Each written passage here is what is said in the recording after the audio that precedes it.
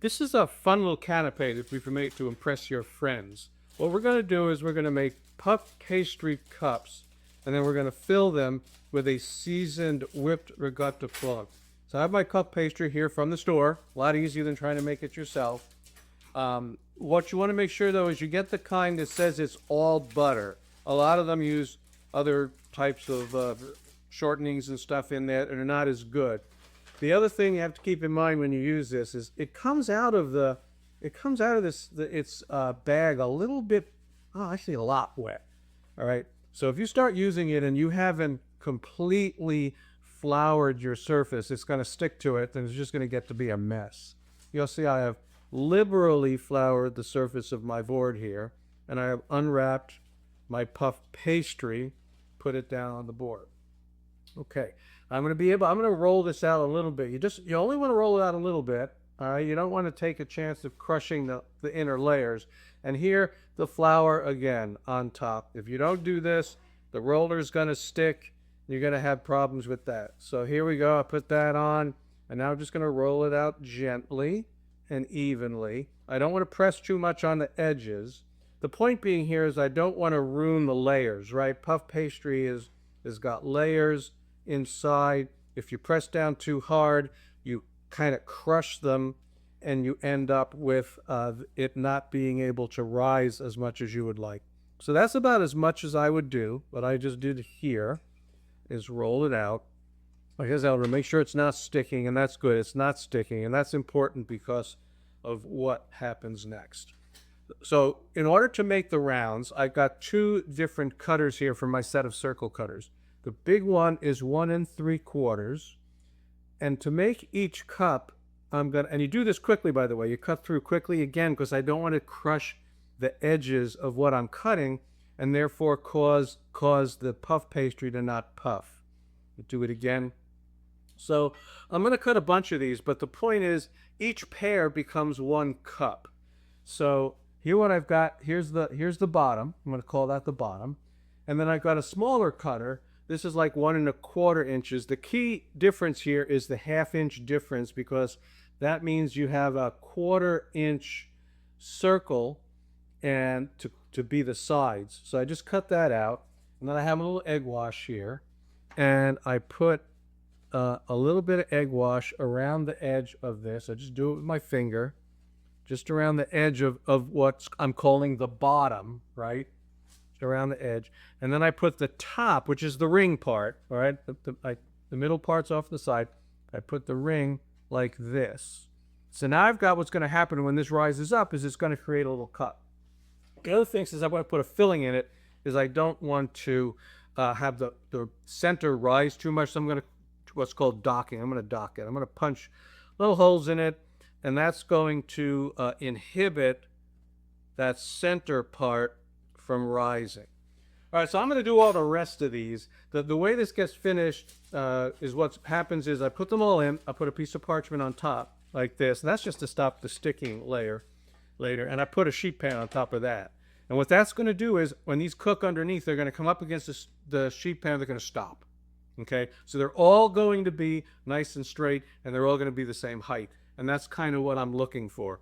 So I'm going to go finish all of these, clear the decks, and then we're going to come back and work on the filling. So let's make the whipped ricotta filling. I'm going to start with 2 cups of drained ricotta. So this went in last night, wrapped in a cheesecloth in a strainer. You can see that all this liquid down here, plus the cheesecloth is completely soaked.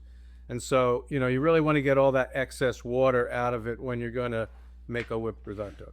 So let me go ahead and I'm going to press this down a bit. And the only thing I'm going to do to start off with this is to add a tablespoon of really good, I want tasty, good olive oil. So I'm going to put that tablespoon in there. I'll start to mix it in. And then I'll use my little electric whisk here to whip the ricotta up. Like that. Okay.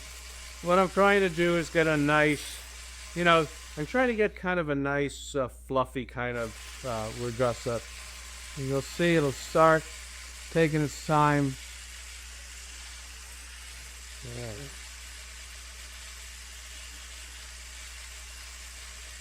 And so you can see that I'm kind of getting air into it, and then I'm kind of turning it into a nice fluffy whipped consistency.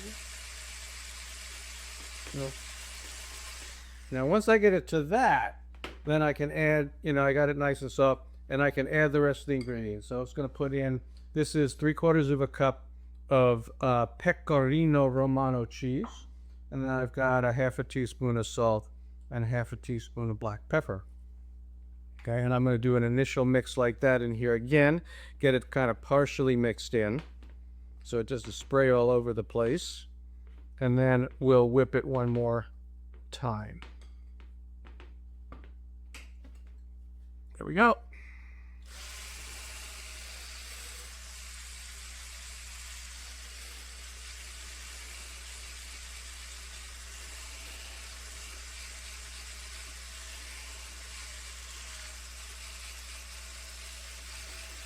Okay, that's all there is to that. And I have it whipped up. So mix it in, make sure it's all mixed nicely. And then what I do is I put it in a pastry bag, except we don't buy pastry bags. They're expensive and you're only going to use them one time. So what do? We use Ziploc bags. You take the same thing, the same pastry tip and mount, you just cut the corner of the bag up, you stick it in there like that, and then you put your stuff in there, and you have a homemade, incredibly cheap pastry bag. All you need to do is zip it up and squeeze the stuff out. So I'm going to finish doing it. I'm going to get all the rest of it in here, and then we're going to come back and assemble and bake. Okay, these have been chilled back down again, which is important with puff pastry. You want to make sure the butter's cold inside so that it gets the right rise. So it's best after you've handled it and it's warmed up on you, put it back in the fridge for like 30 minutes or so. So I've already done that. I'm going to cover them up with this parchment so they won't stick when they come back them up. Put this on top of them, and now I'm going to stick them in the oven, my 375-degree oven. Should take about 20 minutes or so for them to rise to the point where they're pressing up against that, and they will have set, and then I can remove the top and finish baking. Okay, so after 20 minutes they had risen up and touched and they were set, so then I could take the top off and I could leave them in a little bit longer. So I left them in. Took about another 15 minutes to get them a little nice and browned. Now I'm going to start putting the filling. So the first thing you'll note is they did rise a little in the middle, but not as much as they would have if I hadn't docked them. So just going to punch those down. I'm going to punch them all around like that. I'll get around to all of them. I'm going to put in them a little bit of blue cheese, just a tiny bit piece of blue cheese first as part of the filling. And then we're going to pipe the rest of this filling in. So I'm just going to go over the top and we'll squeeze some filling in like that.